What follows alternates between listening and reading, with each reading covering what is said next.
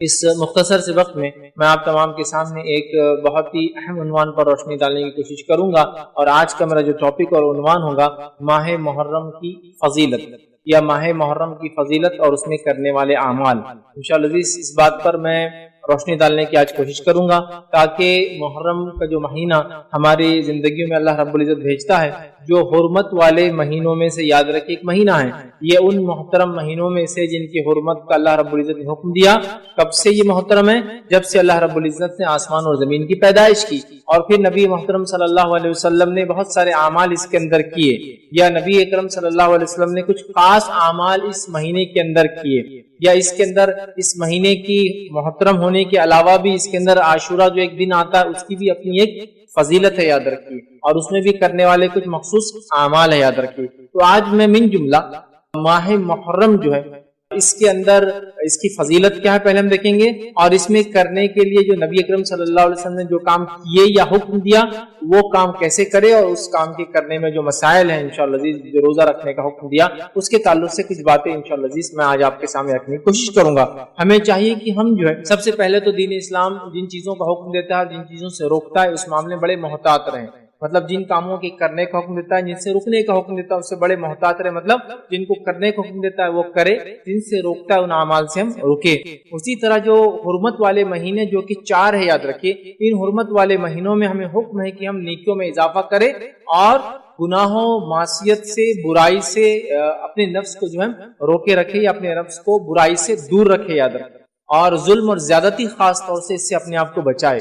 لیکن اتنی افسوس کی بات ہے، ہم اسلامی مہینے جانتے ہی نہیں۔ اب وہ حرمت والے مہینے میں کون سے 4 آتے ہمیں علم نہیں ہوتا ہے۔ نتیجہ یہ ہوتا ہے کہ وہ مہینے آ کر زندگی میں جاتے رہتے ہیں، اور کچھ لوگوں کو کم از کم چلی یہ تو وہ ہے کہ بھائی اسلامی سال بدل گیا، تو کچھ نہ کچھ بہرحال وہ اس معاملے میں محتاط ہوتے ہیں کہ اب سال بدل گیا، محرم شروع ہو گیا۔ لیکن بہت سارے لوگ تو ایسے ہیں کہ ان کو یہ افسوس کے ساتھ کہہ رہا ہوں، اسلامی سال کب شروع ہوتا ہے یا اسلامی مہینے کون کون سے ہیں اس کا کچھ بھی علم نہیں۔ صرف ایک مہینہ جس کے تعلق سے کچھ سن لیتے وہ ہے رمضان۔ تو یہ پتا ہوتا ہے کہ رمضان ایک مہینہ ہے اسلامی، اس کا کچھ مہینے ان کے بدعات یا ان کے اندر کیے جانے والے گناہ اور معصیت سے جانے جاتے ہیں، اور کچھ مہینے ایسے جن میں چونکہ کچھ ہوتا نہیں ہے تو ہم اس کو جانتے بھی نہیں ہے نا۔ تو ہم رمضان کو جانتے ہیں، ٹھیک ہے، اس لیے کہ اس میں روزے رہتے ہیں۔ کچھ لوگ جو رمضان کے بعد شوال کے روزے رکھتے ہیں تھے تو بہرحال وہ شوال کو تھوڑا بہت جانتے ہیں۔ کچھ لوگ جو ہے رجب کو جانتے ہیں کہ اس میں چونکہ معراج منانا ہے، اور کچھ لوگ جو ہے اسی طرح شعبان کو جانتے ہیں چونکہ اس میں برات منانا ہے۔ اس کے علاوہ تو بہت کم مہینے، یا پھر محرم آتا ہے تو کچھ نہ کچھ اس میں رسومات وغیرہ ہوتے تو محرم کو یاد کرتے ہیں۔ لیکن ان کی ترتیب کیا ہے، یہ مہینوں کی اہمیت کیا ہے، شریعت نے مہینے کیا اور کیسے، ان کے تعلق سے بڑی افسوس کے ساتھ مجھے کہنا پڑ رہا ہے ہم لوگوں کو علم نہیں ہے، بلکہ اسلامی مہینے کتنے ہیں اور کیسے ہیں اور کون کون سے یہ بھی اکثر لوگ نہیں جانتے۔ ورنہ ہم اپنے آپ سے یا اپنے بچوں سے یہ پوچھ لے کہ انگلش مہینے کون کون سے تو ہم سب بتا سکتے ہیں، ایک کے بعد ایک، کی بھائی جنوری، فروری، مارچ، اپریل، مئی، جون، جولائی، اگست، ستمبر، اکتوبر، نومبر، دسمبر، یہ ہو گئے۔ لیکن اگر یہی پوچھ لیا جائے کہ اسلامی مہینے کون کون سے تو ہمارے لیے بہت مشکل ہوں گی، کیونکہ یوز نہیں کرتے ہیں، اچھا استعمال نہیں کرتے، کم از کم یاد کرنا چاہیے وہ بھی نہیں ہوتا ہے۔ لیکن چلو الحمدللہ اتنا تو ہے، شادی کے کارڈ پہ تو لکھے جاتے ہیں، کم از کم اس سے تو کبھی یاد آ جاتا ہے، وہ بھی اردو پڑھنے والوں کو۔ انگلش میں کوئی کر وہ ڈیٹ بھی نہیں لکھی جاتی۔ اسلامی مہینہ محرم شروع ہوتا، محرم، صفر، ربیع الاول، ربیع الثانی، جمادی الاول، جمادی الثانی، رجب، شعبان، رمضان، اس کے بعد شوال اور ذوالقعدہ اور ذوالحجہ، ٹھیک ہے۔ تو یہ ایک کے بعد ایک مہینے یاد رکھیں، تو ہمیں وہ مہینے بھی یاد نہیں ہوتے، ٹھیک۔ اور چند مہینے جو یاد ہیں وہ مختلف چیزوں کی وجہ سے یاد ہیں، ان کی حقیقتوں کی وجہ سے یاد نہیں۔ ربیع الاول آیا تو نبی اکرم صلی اللہ علیہ وسلم کی پیدائش، اس وجہ سے ہم کو یاد ہوگا، چلو ربیع الاول ہے۔ محرم آیا تو کچھ لوگوں کے لیے خوشی اور کچھ لوگوں کی غم، چلو اس سے اس کو یاد رکھ لیا۔ رجب آیا تو بولے 27 کو معراج منانا ہے، اور شعبان آیا تو 15 کو جو ہے برات منانی ہے۔ رمضان تو بہرحال رمضان ہی ہے، چونکہ گناہ معاف کر کے اگلا اکاؤنٹ کھولنا ہے گناہ کا، تو وہ تو یاد رکھنا ضروری بھی ہے۔ شوال میں روزے رکھ لیے تو کچھ یاد ہو جاتا ہے، ورنہ اس کی ترتیب کیا ہے، مہینے کیا ہے، کیا ان کے فضائل ہے، اس میں محترم مہینے کون سے یہ بھی نہیں معلوم۔ بہت سارے لوگ تو یہ سمجھتے ہیں کہ جو 4 حرمت والے مہینے اس میں رمضان بھی ایک ہے، کتنی عجیب بات ہے۔ تو ہم کو یہ چیز جاننے کی ضرورت ہے، اسلامی کیلنڈر، اسلامی مہینے، ان کی امپورٹنس کیا ہے، ان کی اہمیت کیا ہے، وہ بھی جاننے کی ضرورت ہے، اور والدین کے لیے ضروری ہے کہ اپنے بچوں کو اس معاملے میں وہ تاکید و نصیحت کریں۔ چلیے آئیے محرم کے تعلق سے، چونکہ آج میرا لیکچر ہے محرم اسلامی کیلنڈر کا پہلا مہینہ ہے، تو یہیں سے شروع کرتے کیوں، اور انشاءاللہ اس کے بھی فضائل دیکھیں گے، تاکہ یہ بھی پتہ چل جائے کہ اسلامی کیلنڈر کا پہلا مہینہ کیوں مانا جاتا ہے، یا سن ہجری جس کو کہتے ہیں، ٹھیک ہے، یا ہجرہ جو ہوتا ہے اس سے جو کیلنڈر چلتا ہے جس کو اسلامی کے مسلم کیلنڈر کہتے ہیں، اس کا یہ پہلا مہینہ کیوں ہے؟ تو یاد رکھیے نبی اکرم صلی اللہ علیہ وسلم کے زمانے میں تعداد مہینوں کی اتنی تھی جتنی 12 ہے. ٹوٹل کتنے مہینے اسلامی مہینے؟ 12 ان کی تعداد ہے، یاد رکھیے. ٹھیک ہے، اور اسلامی کیلنڈر لونار مطلب چاند سے چلتا ہے بنسبت سورج کی، یاد رکھیے. سولار نہیں، لونار ہوتا ہے، جس کے اندر کم و بیش 355 دن ہوتے ہیں، یاد رکھیے. 355 ڈیز کے اراؤنڈ اس کے اندر اپروکسیمیٹ کہہ رہا ہوں، یاد رکھیے. اس کے اندر دن ہوتے ہیں، مطلب سولار کیلنڈر میں 365 ہوتے ہیں، اس کے اندر 10 دن اس سے کم ہوتے چلے جاتے ہیں، یاد رکھیے. ٹھیک ہے، اور اس کے اندر 12 مہینے، اور یہ 12 مہینے کب سے؟ جب سے اللہ تعالیٰ نے آسمان اور زمین کو پیدا کیا، یاد رکھیے. ابھی کسی نے بنائے ہوئے نہیں، یاد رکھیے. یہ پہلے سے نبی اکرم صلی اللہ علیہ وسلم پہلے سے کائنات جب وجود میں آئی تب سے مہینوں کی تعداد اتنی 12 ہے، اور ایسے کے ایسے ہی، یاد رکھیں. ٹھیک ہے، اب اس میں یہ جو پہلا مہینہ جو محرم کو کہا جاتا ہے وہ کیوں، یاد رکھیں، اس کو بھی سمجھنے کی ہم کوشش کرتے ہیں. آئیے، تو مہینوں کی تعداد 12 جو ہے وہ 12 یوں کی تھی، لیکن ہوا یہ کہ عمر ابن خطاب رضی اللہ عنہ کے زمانے میں کم و بیش جو روایتوں کے اندر الفاظ ہے 17 ہجری تھی، ہجرت کا 17واں سال 17 ہجری تھی. تو پرابلم یہ ہونے لگا کہ مسلم مملکت اور سلطنت بہت بڑھ گئی. اس کے وسعت اور وسیع ہونے کی وجہ سے اکاؤنٹنگ وغیرہ، پورے اکاؤنٹ ریکارڈ کیپنگ جس کو کہتے ہیں، رکھا جانے لگا کہ یہ صوبے سے کیا آتا ہے، وہ صوبے سے کیا آتا ہے، وہ ایریا سے کیا آ رہا ہے، یہ ایریا سے کیا آ رہا ہے. اکاؤنٹس کیپنگ کرنا پڑتی تھی. تو ہوا یہ کہ اکاؤنٹس کیپنگ کے لیے لوگوں نے کہا امیر المومنین یہ جو ہم خراج وغیرہ جو ٹیکسز وغیرہ لگاتے ہیں اس کے لیے کچھ نہ کچھ ایک سٹارٹنگ منتھ ہو اور ایک اینڈنگ منتھ ہو، تاکہ ایک شروعات اور ایک خاتمہ ہو جس کی وجہ سے ٹیکسیشن میں آسانی ہو. چلیے بھائی، ایک آدمی نے شوال میں کوئی چیز لیا تو اگلی اس کی زکات کب آنے والی؟ شوال ختم ہونے سے پہلے اس کو دینا ہے. لیکن کوئی سٹارٹنگ ڈیٹ نہیں ہے، تو راؤنڈ کیلنڈر چل رہا تھا پورا، لیکن کوئی سٹارٹنگ ڈیٹ مطلب شروع کہیں سے، مطلب جو بھی مہینے کو پہلا مان لیجیے، آپ سفر کو مان لیجیے، محرم کو مان لیجیے، ذوالقعدہ کو مان لیجیے، ذوالحجہ کو مان لیجیے، کوئی بھی مان لیجیے، تو ایک راؤنڈ تھا. تو کوئی ایک سٹارٹ اور ایک اینڈ ہو ایئر کا. تو عمر ابن خطاب رضی اللہ عنہ نے غور و فکر کیا، اور آپ نے کچھ صحابہ سے مشورہ لیا اور یہ طے کیا کہ ہم محرم کو جو ہے پہلا مہینہ مان لیں گے، کیونکہ اکاؤنٹس کیپنگ میں تاکہ آسانی ہو. محرم شروعات ہے اور ٹھیک ہے ذوالحجہ جو ہے آخری مہینہ ہوگا. تو یوں یہ چالو ہو گیا پہلا مہینہ. حالانکہ ترتیب کے اعتبار سے یہ 3 مہینے حرمت والے ایک ساتھ آتے ہیں. پہلا ذوالقعدہ، دوسرا ذوالحجہ اور تیسرا محرم، یاد رکھیں. تینوں پے در پے ایک کے بعد ایک آتے ہیں، یاد رکھیں. چلیے آئیے اب آگے بڑھتے ہیں اور محرم کے تعلق سے کچھ فضائل آپ کے سامنے رکھنے کی کوشش کروں گا. کم و بیش میں 7 اہم فضائل آپ کے سامنے آج رکھوں گا محرم کے. 7 جو ہے ایسے فضائل جو بڑے اہم اس مہینے کے تعلق سے وہ رکھنے کی بہرحال کوشش کروں گا. اس کے علاوہ عام فضائل تو آپ سمجھ جائے، چونکہ حرمت والا مہینہ ہے، صدقات خیرات نوافل میں اضافہ وہ عام فضائل ہے، وہ میں اس میں انشاءاللہ کاؤنٹ نہیں کروں گا، وہ آپ سمجھ جائے. اس میں ایڈ کر لئے 7 کے علاوہ جو کچھ آپ نیکی میں اضافہ کر سکتے ہیں انشاءاللہ. ٹھیک ہے، تو آئیے پہلی فضیلت ماہ محرم وہ یہ ہے کہ یہ حرمت والے مہینوں میں سے. اللہ رب العزت نے قرآن میں فرمایا اور کہا، سورہ توبہ سورہ نمبر 9 آیت نمبر 36 میں اللہ نے فرمایا اور کہا، ان عدت الشہور عند اللہ 12 شہرا فی کتاب اللہ. اللہ فرماتا اور کہتا ہے کہ اللہ کے نزدیک مہینوں کی تعداد، ٹھیک ہے، اللہ کے قریب مہینوں کی تعداد جو ہے وہ 12 ہے. کب سے؟ فی کتاب اللہ یوم خلق السماوات والارض، کہ اللہ کے قریب 12 ہے جب سے اللہ نے آسمان اور زمین کو پیدا کیا. تو منتھس کی کاؤنٹنگ کو بھی آپ چینج نہیں کر سکتے، کیونکہ اللہ کی طرف سے اپوائنٹڈ 12 منتھس ہے، یاد رکھیں. ٹھیک ہے، اللہ نے کہا کہ جب سے آسمان اور زمین کو پیدا کیا، منہا اربعۃ حرم، اور ان کے اندر 4 ایسے جو حرمت والے ہیں، محترم ہیں. جنگ اور جدال، معصیت اور گناہوں کے کام سے بچنا چاہیے، یوں تو ہمیشہ بچنا چاہیے، ان مہینوں میں خاص بچنا چاہیے، اور نیکی میں اضافہ کرنا چاہیے. تو ان کے اندر 4 حرمت والے ہیں. پھر فرمایا ذالک الدین القیم، اور یہی سچا اور سیدھا جو ہے طریقہ اور دین ہے. پھر فرمایا فلا تظلموا فیہن انفسکم، تو اپنی نفسوں پہ تم لوگ ان مہینوں میں ظلم نہ کیا کرو. تو ان مہینوں میں تم اپنے نفسوں پہ ظلم نہ کیا کرو، یاد رکھو. ٹھیک ہے، اب اس کے پیچھے بہت لمبے لمبے تاریخی واقعات، میں اس میں نہیں جاؤں گا، بس مختصر بیان کروں گا. یہ اللہ نے کیوں کہا کہ اللہ کے نزدیک گنتی 12 ہے اور ان کے اندر ظلم نہ کیا کرو. ٹھیک ہے، تو یہ اس لیے کہا گیا، اور یہ بالکل 12 ہے کیوں تو مشرکین مکہ جو ہے ان 4 حرمت والے مہینوں کی بڑی تعظیم کرتے تھے، یاد رکھیں. ٹھیک ہے، اب یہ 4 حرمت والے مہینے کون سے ہیں وہ بھی ہم دیکھ لیتے ہیں، جو کہ ایک حدیث ہی ہم دیکھتے ہیں جس میں نبی اکرم صلی اللہ علیہ وسلم فرمایا، جو کہ متفق علیہ روایت ہے. آپ نے فرمایا کہا، بے شک زمانہ گھوم گھما کر اسی حالت پر لوٹ آیا ہے جس پر اس وقت تھا. مطلب آپ سے کیا فرما رہے ہیں کہ بے شک زمانہ گھوم گھما کر اسی حالت پر لوٹ آیا ہے جس پر وہ اس وقت تھا جب اللہ تعالیٰ نے آسمان اور زمین کی تخلیق فرمائی.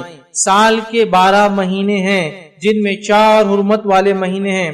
تین لگاتار پے در پے ہے، یعنی ذوالقعدہ، ذوالحجہ اور محرم۔ چوتھا مہینہ اس کے بعد آپ نے فرمایا مضر قبیلے کا ماہ رجب ہے، جو جمادی الاخری اور شعبان کے درمیان آتا ہے۔ تو پتہ چلا 4 حرمت والے مہینے ذوالقعدہ، ذوالحجہ، محرم اور رجب۔ اب یہ اللہ کے رسول صلی اللہ علیہ وسلم کیوں کہہ رہے کہ زمانہ گھوم گھما کے اس کی اصلی حالت پہ آ گیا ہے، اور اللہ نے کیوں کہا کہ اپنی نفسوں پہ ظلم مت کرو اور یہی سیدھا دین ہے؟ اس کے پیچھے واقعہ یہ ہے کہ مشرکین مکہ چونکہ دور جہالت میں بھی ان 4 مہینوں کو حرمت والا مانتے تھے، ذوالقعدہ، ذوالحجہ، محرم اور رجب کو وہ دور جہالت میں بھی حرمت والا مانتے تھے، اور ان کا اصل کام لوٹنا تھا، قافلوں وغیرہ کو لوٹ کر یہ اپنی معیشت، اپنے کاروبار، اپنے کام کاج، مطلب ان کا اکثر میں یہ کام تھا۔ اب ہوتا یہ تھا کہ 3 حرمت والے مہینے پے در پے آ جاتے تھے، تو یہ لوگ کیا کرتے تھے معلوم آپ کو؟ یہ لوگ 1 یا 2 مہینوں کو کھسکا دیتے تھے۔ مطلب کیا کرتے تھے کہ 1 سال ذوالقعدہ ذوالحجہ بولتے تھے محرم سفر کے بعد آئیں گا، یہ سال محرم کب آئیں گا؟ سفر کے بعد آئیں گا، تو گویا 2 ہی حرمت والے اب لوٹ مار چالو کر چکے، 3 مہینے رکے رہنا ان کے لیے بڑا مشکل تھا، سمجھا؟ تو محرم کو کھسکا دیتے اور کہتے کہ یہ بار محرم سفر کے بعد آنے والا ہے۔ نبی اکرم صلی اللہ علیہ وسلم جس سال حج کیا تو اس سال یہ مہینے ترتیب میں تھے 3، تو آپ نے کہا زمانہ گھوم گھما کر اب اصلیت پر آ چکا ہے، جیسا زمین و آسمان کے کریشن کے ٹائم پر تھا۔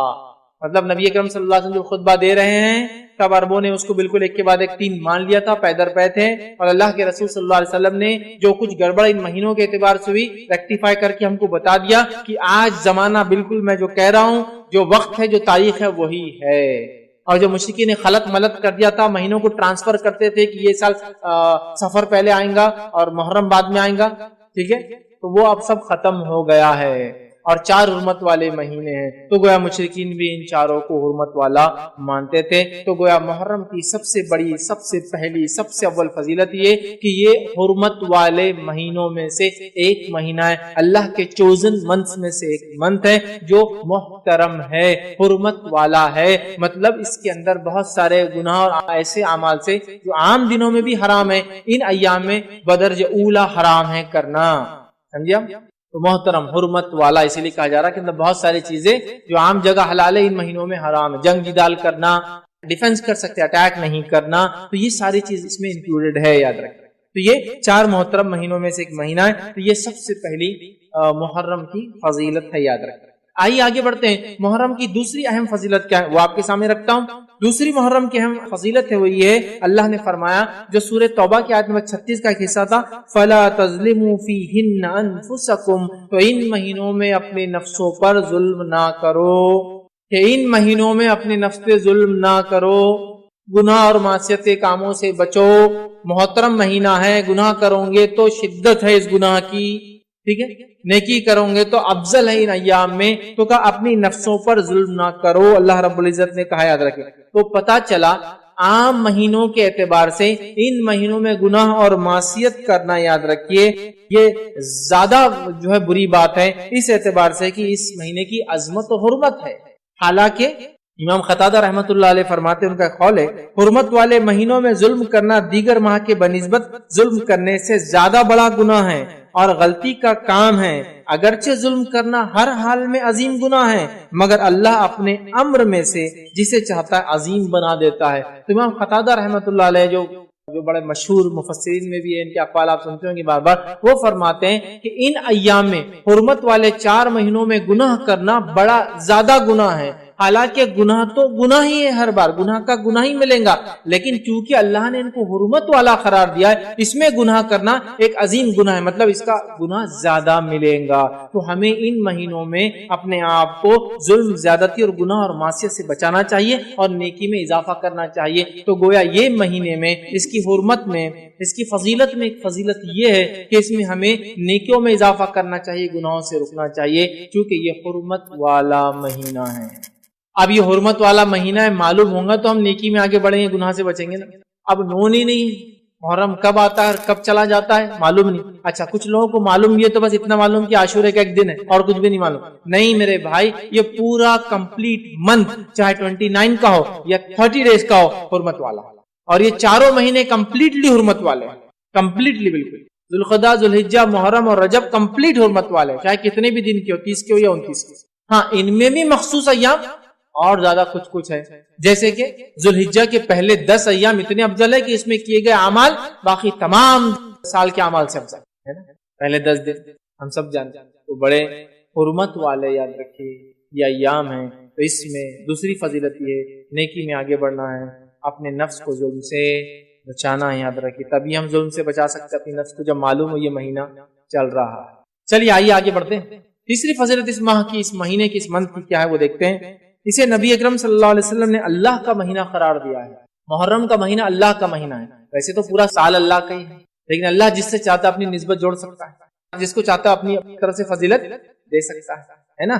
تمام دن اللہ کے ہیں، تمام مہینے اللہ کی، لیکن اللہ اس کو جوڑتا ہے۔ تمام کائنات میں جو کچھ ہے وہ اللہ کا ہے، تمام مسجدیں اللہ کا گھر ہے، لیکن اللہ نے ایک گھر کو خاص نسبت دی اپنے سے، اور وہ بیت اللہ ہے۔ اللہ کی مرضی کہ کسی جگہ کو، کسی مقام کو، کسی دن کو، کسی مہینے کو اپنے سے جوڑ سکتا، یہ اللہ کی مرضی۔ تو نبی اکرم صلی اللہ علیہ وسلم نے اس ماہ کو، حالانکہ سارے ماہ اللہ کے ہیں، اللہ کا مہینہ قرار دیا، اللہ نے اپنی نسبت جوڑا اس سے بھی اس کی فضیلت میں سمجھتا ہوں آپ لوگوں کے سامنے، ہمارے سامنے واضح ہوتی ہے، یاد رکھیے، ٹھیک ہے۔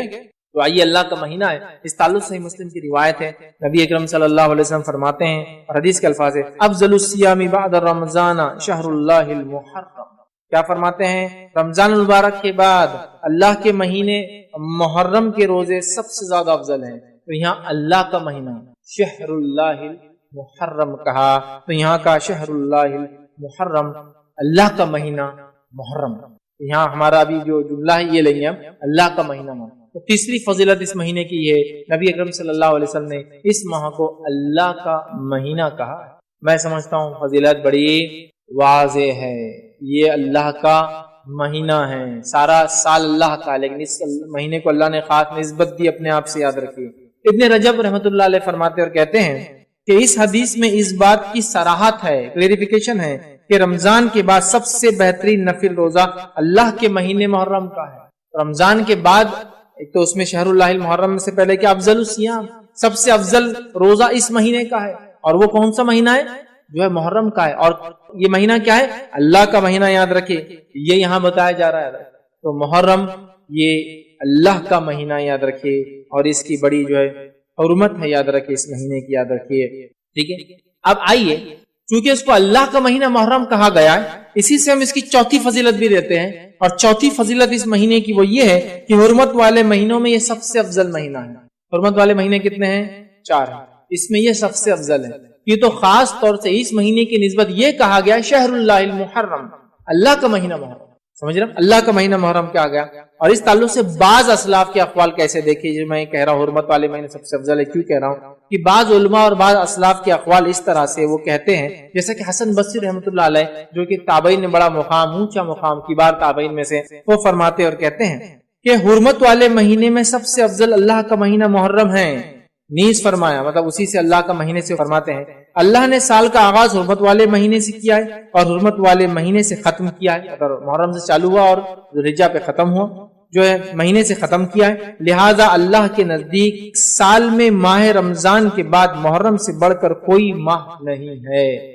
تو اس سے وہ کہتے ہیں کہ یہ اللہ کا مہینہ ہے تو حرمت والے مہینوں میں سب سے افضل ہے، اور روزوں کے اعتبار سے رمضان کے بعد اس کے روزے کا مقام ہے، تو وہ رمضان کے بعد اسی کا مقام ہے فضیلت کے اعتبار سے، لیکن حرمت والے مہینوں میں یہ ٹاپ موسٹ کہلائیں گا چونکہ اس کی بڑی اہمیت۔ اسی طرح ایک اور چیز آتی ہے، وہ یہ ہے کہ محرم میں سب سے افضل، یاد رکھیے وہ کیا ہے، تو محرم میں بھی سب سے افضل جو سلف کے اقوال ہے کہ سلف 3 عشروں کو بڑی اہمیت دیتے، ہمارے جو اسلاف تھے صحابہ تابعین تبع تابعین، وہ 3 عشروں کو، 3 دہائیوں کو، عشر مطلب 10 ڈیز جو ہوتے من کے ان کو اہمیت دیتے تھے۔ وہ کون کون سے ہیں؟ ٹھیک ہے، عشروں میں تعظیم کرتے تھے، اہمیت دیتے تھے، وہ کون سے؟ پہلا وہ کہتے ہیں کہ رمضان کا آخری عشرہ، اس کی بڑی اہمیت کی سلف کے پاس، ذوالحجہ کا پہلا عشرہ، اس کی بڑی اہمیت کی سلف کے پاس، اور محرم کا پہلا عشرہ، اس کی بڑی اہمیت کی سلف کے پاس۔ یہ 3 ڈیز جو بڑے اہمیت کے حامل ہے، رمضان کا آخری 10 دن جس میں قدر آتی ہے، اور ذوالحجہ کی پہلے 10 دن جو سب سے افضل دن ہے، اس سے افضل کوئی دن نہیں ہے، اور محرم کے پہلے، ٹھیک ہے۔ تو اس سے اس کی چوتھی فضیلت پتہ چلتی ہے، حرمت والے مہینوں میں یہ بڑا افضل ہے۔ آئیے اس کی 5ویں فضیلت کیا ہے، 5th اس کی فضیلت کیا ہے، وہ کیا ہے؟ اس عظیم ماہ میں کثرت سے روزے رکھنا مستحب ہے۔ جو کہ صحیح مسلم کی وہ روایت ہے، افضل الصیام بعد رمضان شہر اللہ المحرم، کہ رمضان کے بعد اللہ کے قریب سب سے افضل روزے محرم ہیں، یا دوسرے الفاظ میں نفل روزوں میں سب سے افضل روزے محرم کے ہے۔ اور آگے نبی اکرم صلی اللہ علیہ وسلم اسی حدیث میں وَأَفْضَلُ الصَّلَاةِ بَعْدَ الْفَرِيضَةِ صَلَاةُ اللَّيْلِ، اور سب سے افضل صلاۃ، سب سے افضل نماز فرض نمازوں کے بعد وہ رات کی نماز ہے۔ تو نفل میں سب سے افضل تہجد، اور نفل روزوں میں سب سے افضل محرم کے روزے ہیں۔ کیوں تو افضل الصیام، سب سے افضل روزے بعد رمضان، رمضان کے بعد کون سے؟ اللہ کے مہینے محرم۔ ہمیں چاہیے اس مہینے محرم میں کیا کریں؟ کثرت سے روزے، کثرت سے روزے، گناہوں سے بچے، نیکیوں کے کام میں آگے بڑھے، ہے نا، ان کے اول 10 دن کے زیادہ سے زیادہ فائدے اٹھائے۔ یہ بڑی اہم بات ہے، یاد ہے، یہ بڑی اہم بات، اس کو بہت سوچ وچار کر کے ہمیں پلان آرڈر میں اس منتھ کو جینے کی کوشش کرنا چاہیے، یاد رکھیے۔ لیکن یہ تب ہوگا جب ہم کو اس کی اہمیت، اس کی فضیلت معلوم ہوگی، یاد رکھیے، ٹھیک ہے۔ تو یہ جو ہے بہت عظیم ہے، اور سب سے افضل نفل روزہ اسی مہینے کا، یاد رکھیے، روزہ ہے۔ اور اس حدیث سے صراحت ہوتی ہے، ابن رجب کا میں نے وہ قول آپ سامنے رکھا رحمۃ اللہ علیہ کا، وہ فرماتے ہیں اس حدیث سے اس بات کی صراحت ہوتی ہے کہ رمضان کے بعد سب سے بہترین نفل روزہ اللہ کے مہینے محرم کا روزہ ہے، یاد رکھیے۔ اور یہ یاد رکھیے نفل روزوں میں سب سے افضل ہے۔ اسی طرح جو ہے محرم میں روزہ رکھنا جو ہے، اور کثرت سے روزہ رکھنا، یہ بڑی اہم چیز ہے، یاد رکھیے۔ اس کا یہی معنی ہے کہ ایک انسان نفل روزہ رکھے اور محرم کا روزہ سب سے افضل ہے، اس کا معنی ہی ہوتا ہے کہ ہم زیادہ سے زیادہ اگر نفل روزے رکھنے کی کوشش کرتے ہیں تو کون سے مہینے میں رکھیں؟ محرم کے مہینے میں رکھنے کی کوشش کریں، یاد رکھیں۔ کیونکہ نبی اکرم صلی اللہ علیہ وسلم رمضان کے علاوہ بھی، رمضان کے علاوہ نبی اکرم صلی اللہ علیہ وسلم نے، یاد رکھیے، اس بات کو بھی آپ ذہن میں رکھیں کہ نبی اکرم صلی اللہ علیہ وسلم نے رمضان کے علاوہ کسی مہینے کے پورے روزے نہیں رکھے۔ مطلب یہ ہوا کہ محرم کے مہینے جس کو کہیں گے یہ پسندیدہ ہے کہ اس کو زیادہ سے زیادہ انسان رکھے، لیکن زیادہ سے زیادہ کا معنی یہ نہیں کہ پورے مہینے کی، لیکن کو رکھتا ہے تو وہ گناہ نہیں کرتا، یاد رکھے، کیونکہ اس کا معنی ہے کہ جس کو کہیں گے یہ پسندیدہ چیز ہے کہ ہم زیادہ سے زیادہ کوشش کریں۔ لیکن نبی اکرم صلی اللہ علیہ وسلم نے رمضان کے جیسا روزہ، مطلب پورے مہینے کا روزہ رمضان کے علاوہ کسی مہینے کا نہیں رکھا۔ اور متفق علیہ روایت ہے، اس کے الفاظ اس طرح سے ہے کہ رمضان کے علاوہ نبی اکرم صلی اللہ علیہ وسلم نے کبھی بھی جو ہے ایک ماہ کے مکمل روزے نہیں رکھا، اور نہ ہی شعبان سے زیادہ کسی مہینے میں روزے رکھے۔ اسے پتہ چلا کہ محرم کا مہینہ یہ پسندیدہ ہے، کوشش کرنا چاہیے رکھے، لیکن پورے مہینے کا رکھنا نبی اکرم صلی اللہ علیہ وسلم ثابت نہیں ہے۔ آپ نے صرف رمضان کے پورے رکھے، اور سب سے زیادہ روزے جس مہینے کے آپ رکھتے تھے وہ کون سا تھا؟ شعبان تھا۔ اب ایک اشکال ہو سکتا ہے ذہن میں کہ جب محرم کا مہینہ سب سے افضل مہینہ ہے تو نبی اکرم صلی اللہ علیہ وسلم نے محرم میں سب سے زیادہ روزے کیوں نہیں رکھے؟ تو اس کے لیے علماء لکھتے ہیں ہو سکتا ہے محرم کی فضیلت نبی اکرم صلی اللہ علیہ وسلم کو بعد میں بتائی گئی ہو، اور اس سے پہلے آپ شعبان کے روزے رکھتے رہے۔ ہو سکتا ہے محرم کی فضیلت تو پہلے بتائی گئی ہو، لیکن غزوات، سفر یا بیماری کی وجہ سے اللہ کے رسول نے اس کے روزے زیادہ نہ رکھے ہو، کچھ بھی ریزن ہے، لیکن افضل تو سب سے کون سے؟ محرم کے۔ لیکن نبی اکرم صلی اللہ علیہ وسلم نے کمپلیٹ منتھ کے روزے صرف رمضان کے رکھے، اور رمضان کے علاوہ شعبان سے زیادہ روزے آپ کسی مہینے میں نہیں رکھتے تھے، یاد ہے، ٹھیک ہے۔ لیکن افضل تو بہرحال اسی کے، تو اس سے پتہ چلتا ہے کہ یہ استحباب جس کو بولتے ہیں، مستحب ہے کہ ہم جو اس کے روزے زیادہ سے زیادہ رکھنے کی جو ہے بہرحال کوشش کریں، ٹھیک ہے۔ آئیے آگے بڑھتے ہیں۔ چھٹی فضیلت اس مہینے کی کیا ہے؟ 6 فضیلت ہم دیکھتے ہیں، چھٹی کیا ہے؟ وہ یہ کہ محرم میں عاشورہ ہے۔ محرم میں عاشورہ ہے۔ عاشورہ کیا ہے؟ محرم کی 10 تاریخ محرم میں عاشورہ ہے، اور عاشورہ کیا ہے؟ محرم کی 10 تاریخ ہے، یاد رکھیں۔ آئیے اس کے تعلق سے بھی کچھ باتیں ہم سیکھنے کی کوشش کرتے ہیں، ٹھیک ہے۔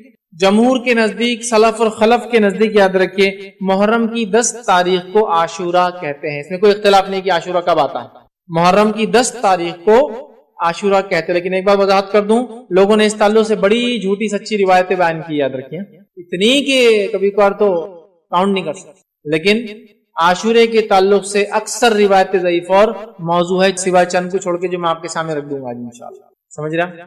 بہت سارے لوگ اس کی بہت ساری فضیلتیں بیان کرتے، یہ تک بیان کرتے کہ آسمان اسی دن بنا، زمین اسی دن بنا، آدم علیہ السلام اسی دن بنے، اسی دن زمین پہ بھیجے گئے، اسی دن توبہ قبول ہوئی، اسی دن یونس علیہ السلام مچھلی کے پیٹ میں گئے، اسی دن نکالے گئے۔ ایسی کوئی صحیح روایت نہیں ملتی، چونکہ دیکھیے جب بات آتی ہے فرمان نبی کی، مطلب قرآن کے علاوہ اگر وحی کا کوئی ذریعہ ہے تو فرمان نبی صلی اللہ علیہ وسلم۔ فرمان نبی میں اگر کوئی چیز نہ ہو تو میں اپنے دل سے راب بول کر اللہ کے سامنے پکڑ میں نہیں آنا چاہیں گے، ہے نا، بس تو نہیں ملتی۔ افضل دن ہے، لیکن بہت سارے لوگ جو بتاتے ہیں وہ نہیں۔ ہاں یہ تو حدیث کے اندر واضح ہے کہ اللہ تعالیٰ نے آدم علیہ السلام کو جمعہ کے دن بنایا، آدم علیہ السلام کے دن جمعہ کے دن روح پھونکی گئی، آدم علیہ السلام جو جمعہ کے دن ان کی خطا معاف ہوئی، وہ دنیا کے اندر قدم رکھے تو وہ جمعہ کا دن تھا، اور قیامت جمعہ کے دن آئیں گی۔ یہ ساری چیزیں تو ہے، وہ جمعہ کے لیے، 10 محرم کے لیے نہیں، عاشورے کے لیے نہیں۔ چلیے آگے بڑھتے ہیں۔ تو عاشورہ یاد رکھیے، یہ بڑا اور مشہور اور معروف ہے، ہم سب عاشورے کے تعلق سے جانتے ہیں۔ عاشورہ 10 محرم کو ہوتا ہے، اور اس دن روزہ رکھنا یہ سنت ہے۔ عاشورے کی فضیلت اپنی جگہ ہے، اور اس دن روزہ رکھنا یہ کیا ہے؟ سنت ہے۔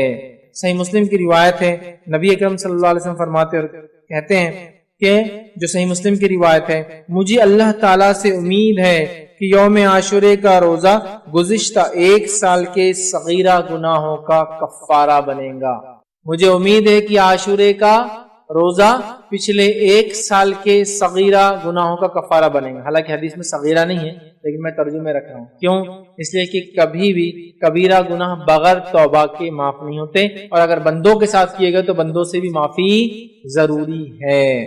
جہاں بھی حدیث میں الفاظ آتے، ایک روزہ جیسے کہ ذوالحجہ کا 1 روزہ پچھلے 1 سال اور آگے آنے والے 1 سال کے گناہوں کا کفارہ ہے، اسی طرح عاشورے کا روزہ یہ گزشتہ 1 سال کے، لیکن یہاں جتنی بھی ایسی باتیں آتی ہیں یہ سب صغیرہ ہے۔ جس حدیث میں الفاظ ہے ایک نماز سے دوسری نماز کے بیچ میں ہونے والے گناہ نماز کی وجہ سے معاف ہوتے ہیں، یہ صغیرہ ہے۔ جمعہ سے لے کر جمعہ، مطلب ایک جمعہ سے لے کر انسان کنٹینیوس نمازیں پڑھتا ہے اگلے جمعہ تک، تو بیچ کے تمام گناہ معاف ہو جاتے، اس سے مراد صغیرہ ہے۔ کبیرہ گناہوں کے لیے توبہ واجب ہے، ضروری ہے، کمپلسری ہے، اس لیے یاد رکھیے، ذہن میں رکھیے جہاں بھی حدیثوں میں بات آتی ہے صغائر کے تعلق سے، ٹھیک ہے۔ تو مجھے امید ہے کہ یہ پچھلے 1 سال کے گناہوں کا کفارہ بنیں گے، نبی اکرم صلی اللہ علیہ وسلم حدیث میں فرمایا، صحیح مسلم کی روایت ہے، ٹھیک ہے۔ اسی طرح عاشورے کے روزے سے تمام چھوٹے گناہ معاف ہو جاتے ہیں، لیکن بڑے گناہ معاف نہیں ہوتے، اس کے لیے توبہ ضروری ہے۔ اب ایک سوال، کسی نے اگر چھوٹے گناہ کیا ہی نہ ہو پورے سال، نہ چھوٹے کیا ہو نہ بڑے کیا ہو،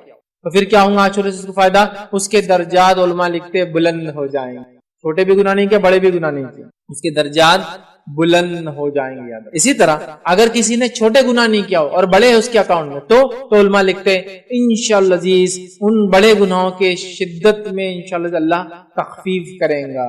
مطلب اس کے تعلق سے علماء لکھتے ہیں کہ اگر کسی کے کبیرہ اور صغیرہ گناہ نہ ہو تو اللہ تعالیٰ اس کے درجات کو بلند کر دے گا، اور اس کی نیکیوں بڑھا دی جائیں گی، لکھ دی جائیں گی۔ اور اگر ایک یا متعدد کبیرہ گناہ ہوئے لیکن کوئی صغیرہ گناہ اس کے اکاؤنٹ میں نہ ہوا، تو ہمیں امید ہے کہ کبیرہ گناہوں میں سے کچھ تخفیف کر دی جائیں گی، شدت کم کر دی جائیں گی، ہلکا کر دیا جائے گا انشاءاللہ، ٹھیک۔ تو بہرحال تو کسی نے اگر صغیرہ کیا نہ ہو، نیکی ملیں گی، درجات بلند ہوں گے، اور کبیرہ ہو صرف اکاؤنٹ میں، صغیرہ نہ ہو، تو انشاءاللہ تخفیف کی امید کی جا سکتی ہے انشاءاللہ، ٹھیک۔ اسی طرح جو انسان کو چاہیے کہ 10 محرم کے روزے کے تعلق سے اپنے اہل و عیال کو، گھر والوں کو، بیوی بچوں کو، غلاموں کو، جان پہچان والوں کو سحر کے لیے بھی جگائے اور روزہ رکھنے کی تاکید کرے۔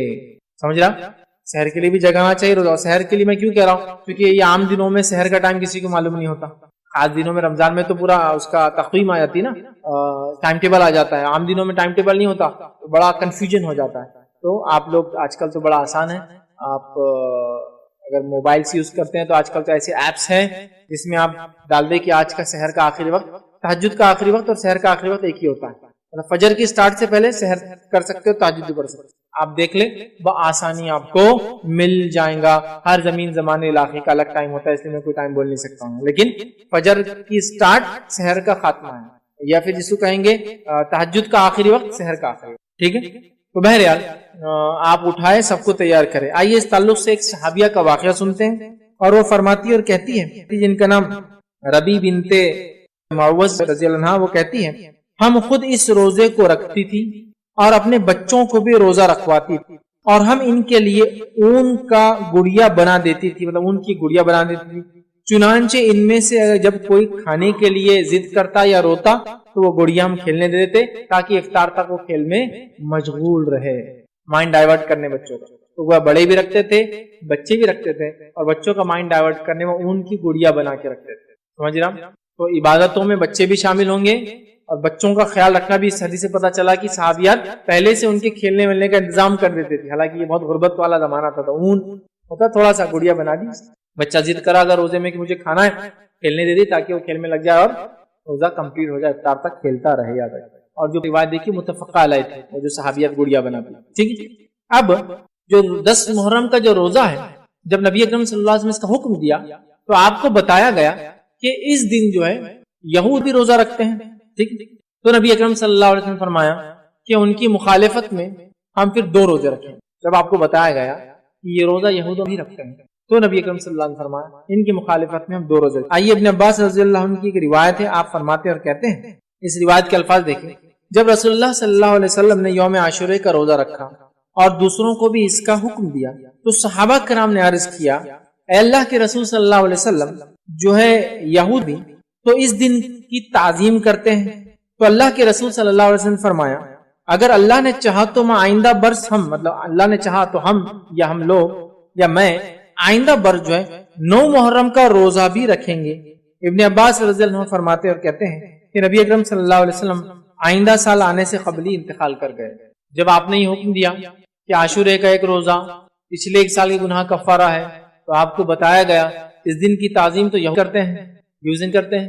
تو آپ نے کہا ان کی مخالفت میں ہم 1 نہیں 2 روزے رکھیں. اب ان کی مخالفت کی بات کیوں ہو رہی ہے؟ اس لیے کہ یہود و نصارہ نے اپنی کتاب کی مخالفت کی، اللہ کی مخالفت.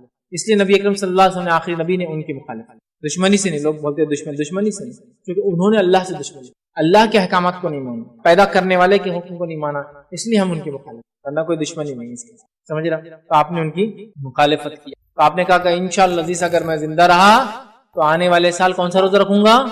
9 کا رکھوں گا. تو پتہ چلا ہمیں کون کون سے روزے رکھنا ہے اب؟ 9 اور 10، مطلب 9 اور 10، 9 اور 10 محرم کو ہم کو 2 روزے رکھنا ہے، اور یہ 2 روزے 1 سال کے گناہ کا کفارہ پچھلے. اور ذوالحجہ کی 9 تاریخ کا روزہ وہ 2 سال کے گناہ کا کفارہ جو گزرا، اور جو مطلب 1 روزہ 2 کا کفارہ، یہ 2 روزے 1 کا کفارہ جو گزرا ہے. ٹھیک ہے. چلیے، تو یہ بھی پتا چل گیا کہ ہم کو عاشورے کا روزہ رکھنا ہے. نبی اکرم صلی اللہ علیہ وسلم رکھا، صحابہ رکھتے تھے، سب رکھتے تھے، بچوں کو رکھاتے تھے، اور مخالفت نہیں ہوگی.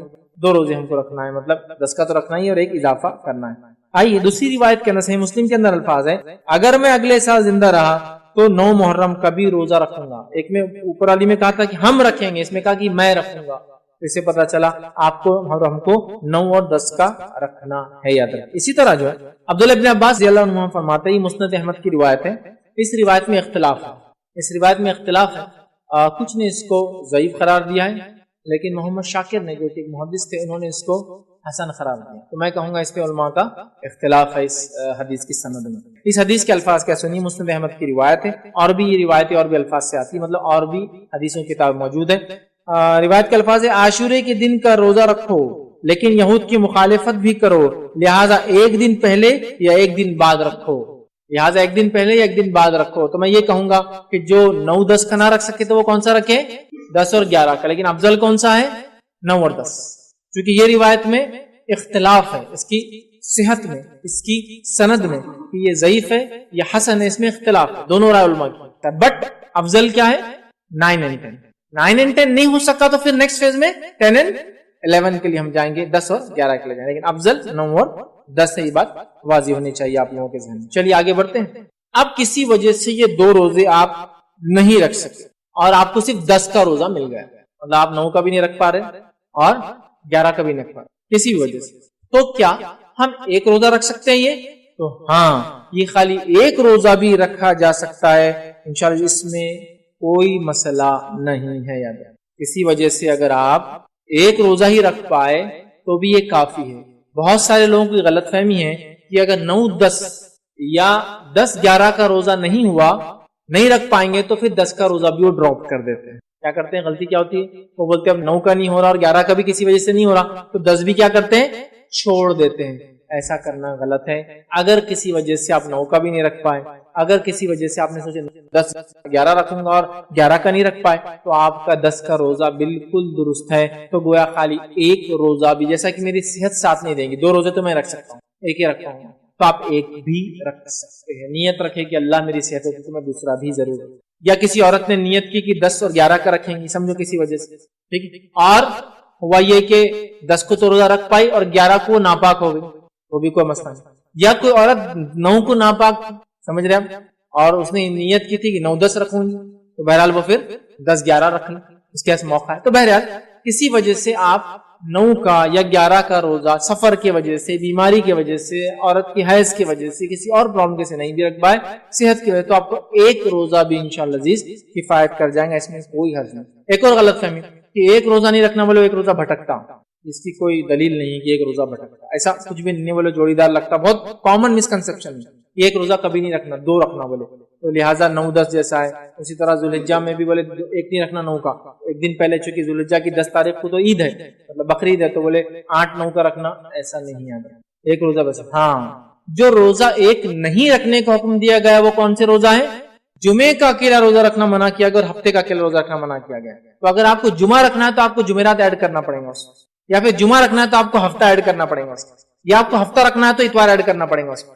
خالی جمعے کا اور خالی ہفتے کا روزہ رکھنے سے نبی اکرم صلی اللہ علیہ وسلم منع کیا، بلکہ ہفتے کے تعلق سے آپ نے کہا کہ اگر تمہیں پتے ملے بھی تو کھا لو، لیکن ہفتے کا روزہ خالی مت رکھو۔ یا تو رکھنا ہے تو پھر کیا کرنا ہوگا آپ کو؟ روزہ اٹیچ کرنا ہوگا، ایک وہ جمعہ اور ہفتہ ہے، نہ کہ کوئی اور دن۔ تو لہٰذا کسی وجہ سے آپ ایک بھی روزہ رکھیں تو انشاءاللہ اس میں کوئی حرج نہیں، ٹھیک ہے۔ اسی طرح ایک اور سوال، لوگ بولتے ہیں کہ میرے رمضان کے روزے باقی ہیں، میرے رمضان کے روزے قضا باقی ہیں، تو کیا میں یہ روزے رکھ سکتا ہوں؟ یہ تو نفل ہے، یہ تو سنت ہے، اب میرے تو فرضی قضا ہے۔ تو یاد رکھیے، آپ رمضان کے روزے قضا ہو بھی تو یہ نفل روزے رکھ سکتے ہیں۔ بہت سے لوگوں کا مسکنسپشن ہوتا ہے کہ رمضان کی اگر قضا ہے تو باقی نفل روزے نہیں ہو سکتے جب تک کہ قضا پوری نہیں ہوتی۔ تو میں یہ بتانا چاہوں گا، یہ جو روزہ ہے محرم کا، خاص طور سے 9 اور 10 کا، یہ روزہ مخصوص ہے اور ایک تاریخ سے اٹیچ ہے، یہ تاریخ جانے کے بعد آپ کو اس کو رکھنے کا موقع نہیں ملے گا۔ لہٰذا اگر رمضان کی قضا باقی ہے بھی تو بہت ساری بار بیمار لوگوں کا مسئلہ ہوتا ہے، عورتوں کا ہوتا ہے کہ حیض کی وجہ سے روزے ان کی چھوٹ جاتے ہیں رمضان کے اور وہ رکھ نہیں پاتی، اب محرم آ جاتا ہے، پھر وہ سوچتے رہے محرم آ گیا تو کیا محرم کے نفل رکھوں جبکہ میرے تو فرض باقی ہے۔ تو یاد رکھیے، آپ کی فرض روزے اگر قضا باقی بھی ہے تو علماء کی کئی قول اور فتاوے موجود ہیں کہ آپ قضا روزے باقی رہنے کے باوجود بھی محرم کا روزہ آپ رکھ سکتے ہیں۔ تو لہٰذا محرم کا یہ روزہ 9-10 کا آپ بالکل، اگر قضا روزے باقی بھی ہیں تو رکھ لیں، چونکہ قضا روزوں کے لیے تو آپ کے پاس اگلے سال تک موقع ہے، مطلب اگلے رمضان آنے سے پہلے تک موقع ہے، لیکن یہ روزے تاریخ سے جڑے ہیں، ایک بار چلے جائیں گی تاریخ تو پھر موقع نہیں ملے گا۔ تو لہٰذا نفلی روزہ، قضا روزے اگر فرض باقی ہے بھی تو رکھا جا سکتا ہے، تو لہٰذا آپ اس کو رکھ سکتے ہیں۔ آئیے اسی طرح اگر مسافر ہو، کوئی مشقت ہو یا کوئی تکلیف ہو تو یاد رکھیں اس روزے کو عاشورے کے جو ہے چھوڑنے میں بھی کوئی حرج نہیں ہے۔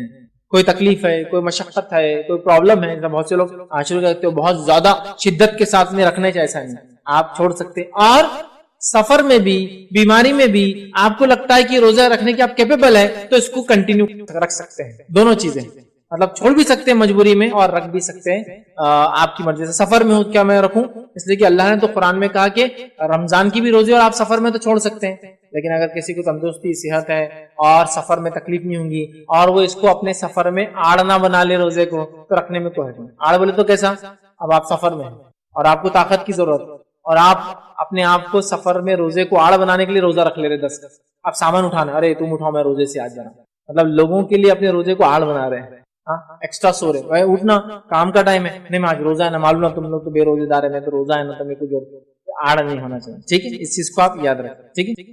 اچھا، ایک اور سوال، کیا یہ روزے کی قضا ہو سکتی ہے 10 محرم کو؟ تو یاد رکھیں اس روزے کی کوئی قضا نہیں ہے، چونکہ یہ روزہ ایک پرٹیکولر ڈے سے جڑا ہوا ہے، وہ دن جانے کے بعد اس کی قضا نہیں ہوتی ہے، یاد رکھیں، ٹھیک ہے۔ اسی طرح جو ہے میں ہر سال یہ روزہ رکھنے کا عادی ہوں، میں ہر سال 9-10 کا روزہ رکھتا ہوں، یہ سال کسی وجہ سے رکھ نہیں پایا، بیماری کی وجہ سے رکھ نہیں پایا، سفر کی وجہ سے رکھ نہیں پایا، عورت تو حیض کی وجہ سے رکھ نہیں پائی، نفاس کی وجہ سے، مطلب مینسس کی وجہ سے جو ہے، اور نفاس کی وجہ سے اولاد کی پیدائش کے بعد جو مسئلہ ہوتا ہے میں روزے نہیں رکھ پائی، تو علماء لکھتے ہیں اگر اس کی نیت تھی اور وہ ہر سال رکھتا تھا یا رکھتی تھی اور اس کی نیت یہ تھی تو انشاءاللہ اس نیت کی وجہ سے اس کو اس کا بھی اجر اور ثواب مل جائے گا، اور اس کے لیے وہ لوگ دلیل اس حدیث کو رکھتے ہیں، اور حدیث دیکھیے اس طرح سے جس میں نبی اکرم صلی اللہ علیہ وسلم فرمایا، صحیح بخاری کی روایت آپ نے فرمایا، جب بندہ بیمار ہو جائے یا سفر پہ ہو تو اقامت وہ صحت کی حالت میں عمل کرنے کی طرح اس کے لیے اجر لکھا جاتا ہے۔ جب بندہ بیمار ہو جائے یا سفر میں ہو جس کی وجہ سے وہ ریگولر جو کام کرتا تھا اعمال کرتا تھا نہیں کر پاتا ہے تو اللہ تعالیٰ اس کی نیت کی وجہ سے اس کو اس کا اجر دے دیتا ہے. سبحان اللہ. ایک بوڑھا آدمی ہے, اس کی زندگی بھر جوانی بھی گزری مسجد میں نماز پڑھتے باجماعت, وہ آج بھی چاہتا ہے کہ وہ مسجد میں جا کے باجماعت نماز پڑھے. اب اس کی صحت ساتھ نہیں دیتی, انشاءاللہ اس کو بھی باجماعت نماز کا ثواب ملے گا کیونکہ پوری زندگی اس کی اسی روش پر گزری. ایک انسان تھا رمضان کے ہر سال روزے رکھتا تھا, ہر سال شدت کے ساتھ رکھتا تھا. اب اس کو بیماری نے آج اکڑا, صحت چلی گئی, لیکن اس کی تمنا آج بھی اسی کی ہے. اس حدیث کے مطابق اس کو بھی اجر ملے گا رمضان. سمجھا؟ ایک انسان کی شدید تڑپ ہے کہ وہ اللہ کے گھر کی زیارت کرے, لیکن پیسوں کی وجہ سے بیچارہ مجبور ہے, وہ بھی اس حدیث کی وجہ سے اجر پائے. ایک انسان ہر سال حج اور عمرے کو جاتا تھا, اللہ نے مال دولت رکھا تھا, دے رکھا تھا, اب وہ کسی وجہ سے نہیں جا پا رہا ہے اس کی, لیکن آج بھی وہ امید ہے کاش پہلے مالدار تھا غریب ہو گیا لیکن میرے پاس پیسہ ہو تو میں جاؤں, اس کو بھی اجر. کیونکہ حدیث میں کیا ہے, جب بندہ بیمار ہو جائے یا سفر پہ ہو تو اقامت و صحت کی حالت میں جو عمل وہ کیا کرتا تھا, جب اچھا تھا, صحیح سالم تھا, سب کچھ تھا, طاقت تھی, جو عمل کرتا تھا اسی کا اجر اس کو ابھی بھی ملے گا. سبحان اللہ, کتنی بڑی بات ہے نا. لہٰذا اچھے کام کرو, اچھے کام کی نیتیں رکھو اپنے دل میں. جب ہم اچھے کام نہیں کر پائیں کسی وجہ سے تب بھی اللہ اجر دیتا ہے. بڑی بات, بڑی بات. چلیے آگے بڑھتے ہیں. اسی طرح جو ہے عاشورے کا روزہ اگر کوئی انسان نہ رکھ سکے, جو میں نے کہا, تو لوگ سوال کر سکتے بھائی کیوں ایسا بول رہے ہیں, کہ آپ یہ کہنا چاہ رہے کہ چھوڑ دے. نہیں, میں کہنا چاہ رہا ہوں رکھو, شوق اور ذوق سے رکھو, یہ سنت نبوی ہے, رکھو, اچھی باتیں رکھو, 1 سال گناہ کفارہ. لیکن کسی وجہ سے آدمی نہ رکھ پائے تو وہ آدمی گناہ گار نہیں ہوگا انشاءاللہ, چاہے مجبوراً نہ رکھ پائے یا چاہے جان بوجھ کے نہ رکھے, انشاءاللہ وہ گناہ گار نہیں ہوگا. کیوں؟ آئیے میں روایت رکھتا ہوں. ام المومنین عائشہ رضی اللہ عنہا فرماتی اور کہتی ہے, ٹھیک ہے, اور آپ فرماتی ہیں, یہ روایت جو ہے بخاری اور مسلم کی روایت, آپ نے فرمایا رسول اللہ صلی اللہ علیہ وسلم رمضان کے فرض ہونے سے پہلے عاشورے کا روزے کا حکم دیتے تھے. پھر جب رمضان کی فرضیت ہوئی, مطلب اللہ کے رسول عاشورے کا روزہ رمضان کے روزے فرض ہونے سے پہلے سے رکھتے تھے, تو تب سب صحابہ اس کو فرض سمجھ کے رکھتے تھے. ٹھیک ہے, تو آپ فرماتی ہے جب رمضان کے فرض ہونے سے پہلے آپ صلی اللہ علیہ وسلم عاشورے کا روزے کا حکم دیتے تھے مطلب واجب ہو گیا, صحابہ کے حکم دیتے تھے. پھر رمضان کی فرضیت ہوئی تو جو چاہتا عاشورے کا روزہ رکھتا اور جو چاہتا نہیں رکھتا, اور نبی اکرم صلی اللہ علیہ وسلم نے کچھ نہیں کہا. پہلے دور میں اللہ کے رسول نے حکم دیا, بعد کے دور میں جب رمضان فرض ہو گئے تو جو چاہتا رکھتا, جو چاہتا نہیں رکھتا. اللہ کے رسول نے کچھ نہیں کہا, لیکن پہلے دور میں رکھو کہا, بعد کے دور میں خاموشی کیا, مطلب جو چاہتا رکھتا, جو چاہتا اس کو چھوڑ دیتا. ایک دوسری حدیث کے اندر یہ الفاظ ہے جو بخاری مسلم کی ہے, یہ عاشورے کا دن ہے, اللہ نے تم پر اس کے روزے کو فرض نہیں کیا ہے, لیکن نبی کریم صلی اللہ علیہ وسلم فرما رہے ہیں یہ عاشورے کا دن ہے, اللہ تعالیٰ نے تم پر اس کا روزہ جو ہے فرض نہیں کیا ہے, لیکن میں روزے سے ہوں. آپ سے فرما رہے ہیں میں روزے سے ہوں, لہذا تم میں سے جو روزہ رکھنا چاہے رکھے, جو افطار کرنا چاہے مطلب کھانا چاہے وہ کھائے, اس میں انشاءاللہ کوئی حرج نہیں ہے. یاد رکھیں, ٹھیک ہے. تو اس روایت میں واضح ہو گیا کہ جو رکھنا چاہے رکھ سکتا ہے, کسی وجہ سے کوئی نہ رکھ سکے یا چھوڑ بھی دے تو انشاءاللہ اس پہ کوئی گناہ نہیں ہوگا. لیکن میں سمجھتا ہوں کوئی بھی انسان اتنا نیکیوں میں آگے تو نہیں ہے کہ اتنے آسانی سے 1 سال کے گناہ کفارے والا روزہ چھوڑ دے, بٹ چوائس تو ہے, مطلب آپ کسی کو لعنت ملامت نہیں کر سکتے اگر وہ نہ رکھے. سب سے اول تو یہ کہ وہ رمضان کے روزے رکھے, وہ فرض ہے. ٹھیک. اس طرح کچھ لوگ سوال کرتے ہیں کیا محرم کے پہلے 10 دن ہم روزے رکھ سکتے ہیں؟ بالکل کوئی مسئلہ نہیں, لیکن یہ ایسا سنت تو نہیں ہے, لیکن آپ رکھ سکتے, بالکل رکھ سکتے ہیں. سمجھ رہے, نبی اکرم صلی اللہ علیہ وسلم ذوالحجہ کی ابتدائی 9 دنوں کا پورے روزے رکھتے تھے, پورے 1 سے لے کر 9 تک. ٹھیک, تو آپ رکھ سکتے ہیں محرم میں بھی 1 سے 10 تک, لیکن نبی اکرم صلی اللہ علیہ وسلم کی کسی خاص سنت نہیں ہے. لیکن چونکہ محرم اللہ کا مہینہ ہے اور اس کا روزہ سب سے افضل ہے, آپ اس نیت سے سوچیں کہ یہ عشرئی بڑا مقدس ہے, محترم ہے, عظمت والا ہے, مہینہ ہی عظمت والا ہے, اللہ کا مہینہ, رکھ لے, کوئی حرج نہیں انشاءاللہ عزیز, اس میں کوئی مذائقہ انشاءاللہ عزیز نہیں ہے. لیکن اس کو کوئی سنت نہ سمجھے, مطلب اس کا روزہ افضل ہے, اس نیت سے آپ بالکل رکھ لے, کوئی مسئلہ نہیں. لیکن اس کا ایسا 10 دن سنت نہیں, آپ صلی اللہ علیہ وسلم نے مخصوص 10 دن محرم کے روزے نہیں رکھے. تو یہ چند باتیں تھیں اس کے روزے کے تعلق سے. یہ 6ٹھی فضیلت, یہ 7ویں فضیلت اور آخری فضیلت جو اس مہینے کی وہ کیا ہے وہ بھی رکھتا ہوں. یوم عاشورہ اللہ تعالیٰ کے عظیم دنوں میں سے ایک دن. یوم عاشورہ اللہ تعالیٰ کے عظیم دنوں میں سے عظمت والا دن, عظمت والا دن. ٹھیک ہے, جیسے کہ اللہ تعالیٰ نے ارشاد فرمایا سورہ ابراہیم کی آیت نمبر 5 میں, انہوں نے فرمایا وَذَكِّرْهُمْ بِأَيَّامِ اللَّهِ, اللہ نے فرمایا کہا اور انہیں اللہ کے احسانات یاد دلا دو, اور ان کو اللہ کے احسانات یاد دلا دو, اللہ کے احسانات یاد دلا دو. ٹھیک, اور ایسا کب ہوا یہ احسان ہم کیسا یاد کر سکتے ہیں؟ یہ عظیم دنوں میں سے اللہ تعالیٰ نے اس دن موسیٰ علیہ السلام کی قوم کو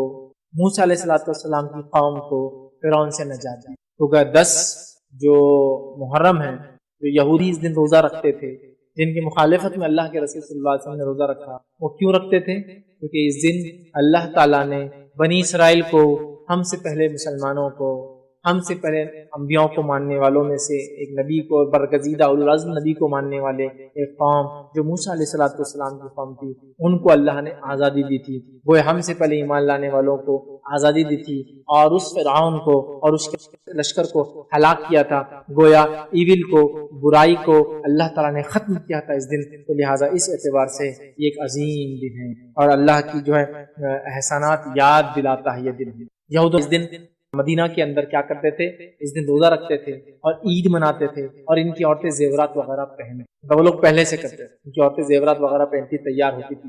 ٹھیک ہے، تو بہرحال ایک عظیم دن ہے. تو اس نعمت کے شکر میں موسیٰ علیہ السلام نے اس دن روزہ رکھا تھا، اور اسی نعمت کے شکر میں بنی اسرائیل اور نبی کریم صلی اللہ علیہ وسلم کے زمانے کے یہود روزہ رکھتے تھے، یاد رکھیے. اور اسی نعمت کے شکر میں جو موسیٰ علیہ السلام نے ادا کیا تھا 10 کو، ایک عظیم دن تھا، جو کہ نبی اکرم صلی اللہ علیہ وسلم نے روزہ رکھا تو وہ سنت ہو گیا، اور اصحاب کو کہا روزہ رکھو، تو لہٰذا ہمارے لیے مستحب ہوگا کہ ہم بھی اس دن روزہ رکھیں.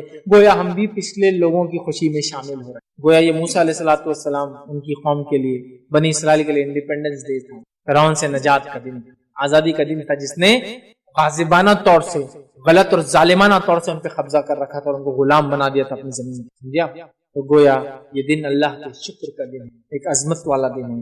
اسی طرح جو ہے ابن عباس رضی اللہ عنہ فرماتے اور کہتے ہیں، رسول اللہ صلی اللہ علیہ وسلم جب مدینہ تشریف لائے تو یہودیوں کو عاشورے کے دن روزہ رکھتے ہوئے پایا، تو آپ نے ان سے فرمایا یہ کیسا دن ہے، یہ کیسا دن ہے جس میں روزے سے ہو. مطلب یہودیوں سے پوچھا تم روزے سے ہو، کیسا دن ہے؟ تو ان لوگوں نے کہا یہ ایک عظیم دن ہے، اسی دن اللہ نے موسیٰ اور ان کی قوم کو نجات دیا تھا، اور فرعون اور اس کی قوم کو غرق کر دیا تھا. اور ایک روایت میں یہ ہے کہ ایسا دن ہے جس میں اللہ نے موسیٰ اور بنی اسرائیل کو فرعون پر غلبہ عطا فرمایا تھا. چنانچہ موسیٰ علیہ السلام نے بطور شکرانے کہ اس دن روزہ رکھا، لہٰذا ہم بھی روزہ رکھتے ہیں اس دن. یہودیوں نے کہا ٹھیک ہے، تو رسول اللہ صلی اللہ علیہ وسلم نے فرمایا ہم تمہارے بنسبت موسیٰ علیہ السلام سے زیادہ قریب اور ہم مستحق ہے کہ ہم بھی روزہ رکھیں. ہم تو موسیٰ علیہ السلام سے تم سے بھی زیادہ قریب ہے، کیونکہ تم نے تو دوسرا دین اختیار کر لیا، ہم تو اسی دین پر جو موسیٰ علیہ السلام لائے تھے. تو جب یہودیوں نے کہا کہ ہم اس موسیٰ نے کیونکہ اس خوشی میں روزہ رکھا تھا، ہم بھی اس خوشی میں شکرانے میں روزہ رکھتے ہیں، تو اللہ کے رسول نے فرمایا ہم زیادہ مستحق ہے کہ موسیٰ کی اس خوشی میں شامل ہو اور شکر ادا کریں.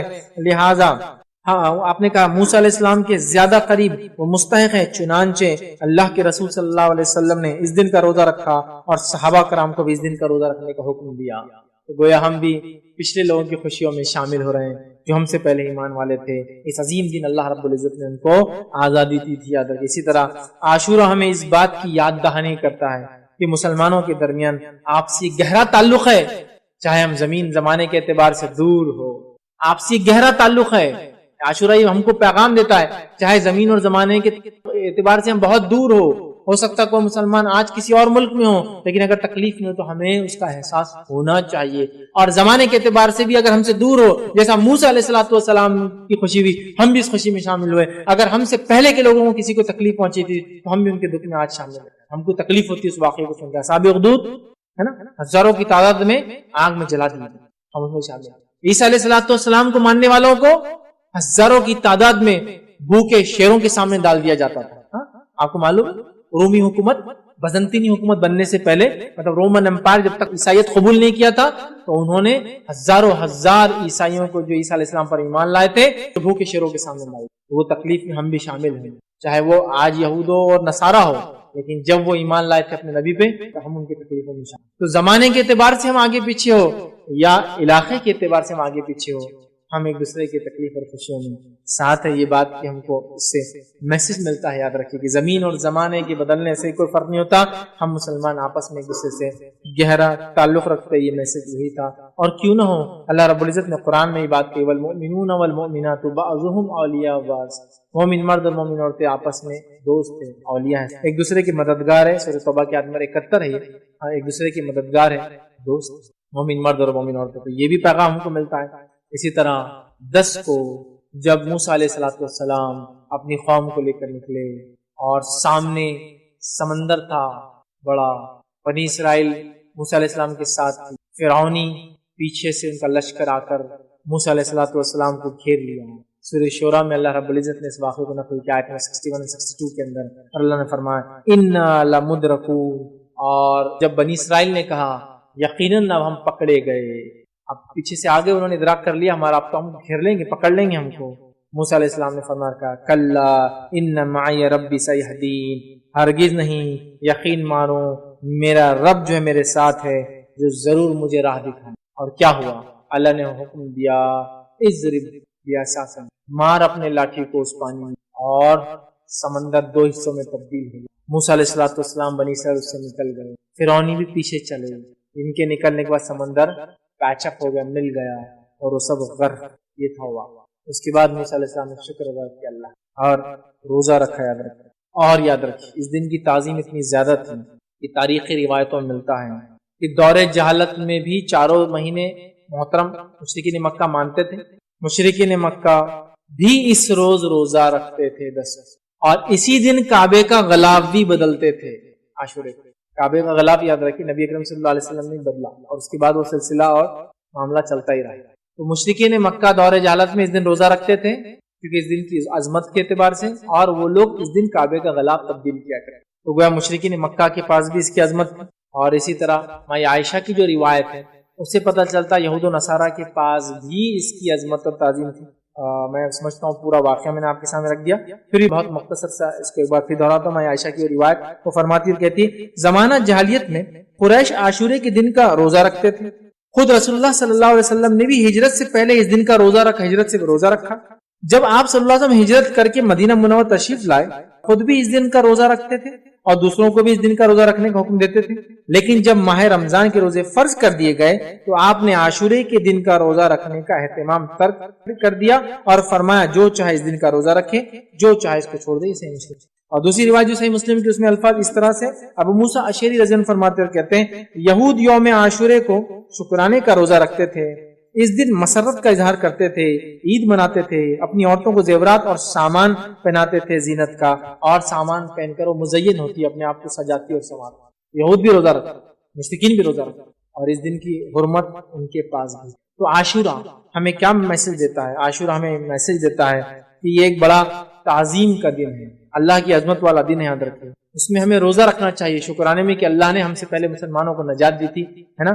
دوسرا، اللہ تعالیٰ نے دشمنوں کو مسلمانوں کے ہلاک کیا تھا اس دن۔ اور تیسرا ہمیں ملتا ہے کہ اس کارنامے کو ہم یاد کرتے ہیں اس دن عاشورے کے دن، اور روزہ رکھتے ہیں اس کے شکرانے میں، یاد رکھیے۔ تو لہٰذا عاشورہ ہمارے لیے ایک میسج دیتا ہے، مسلمانوں کو ایک پیغام دیتا ہے۔ یہ پورا مہینہ بہرحال اپنے آپ میں بڑا اہمیت کا حامل ہے، بڑی اس کی عظمت ہے، یاد رکھیے۔ تو یہ تھی 7 فضائل اس مہینے، اور میں سمجھتا ہوں 7 فضیلت میں یہ تو ہم کو واضح پتہ چلا، یہ حرمت والا مہینہ ہے، یہ نیکیوں کے کرنے والا مہینہ ہے، یہ معصیت اور گناہوں سے بچنے والا مہینہ ہے، کثرت سے روزے رکھنے کا مہینہ ہے، یہ اللہ تعالیٰ کا مہینہ ہے۔ اور اسی طرح اس میں عاشورے کا روزہ رکھنا ہے، 9، 10 ٹھیکے کا روزہ رکھنا ہے، کوشش کرنا ہے، نہ ہو سکے تو 10 اور 11 کا بھی انشاءاللہ روزہ انسان رکھ سکتا ہے۔ اور یہ دن ہمیں یاد دلاتا ہے اور ہمیں دوسرے مسلمانوں سے زمین اور زمانے کے اعتبار سے ہم سے الگ کیوں نہ ہو، ان سے ہمارا رشتہ جو ہوتا ہے اخوت اور بھائی چارے کا ہمیں میسج دیتا ہے۔ تو بڑے پیغام ہے، بڑے فضائل ہے، یاد رکھیے اس مہینے کی۔ اس کے علاوہ اور کیا کر سکتے ہیں اب اس مہینے؟